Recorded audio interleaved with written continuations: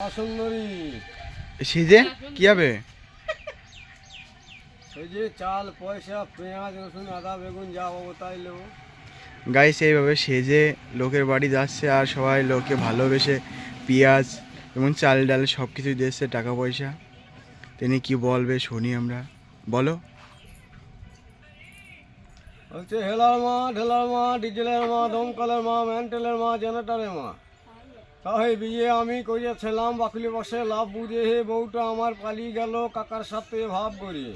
তাই এগুতে বাহাম পার দিদি মায়ে টেম্পার, 12 টাকায় আলুর কেজি 13 টাকার বেগুন।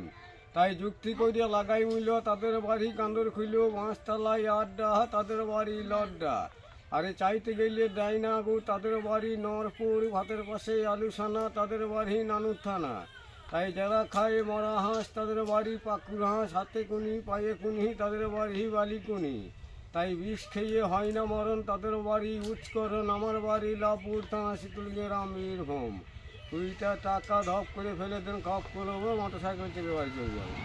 গাইস এদের মোটর সাইকেলে এসে কিন্তু প্রত্যেক বাড়িতে বাড়িতে যেয়ে এভাবে চাল পেঁয়াজ নিচ্ছে, সকলে ভালোবেসে দিচ্ছে। কাকু, তোমার এই সাজার উদ্দেশ্যটা কি? এইটা আমাদের ব্যবসা। ব্যবসা?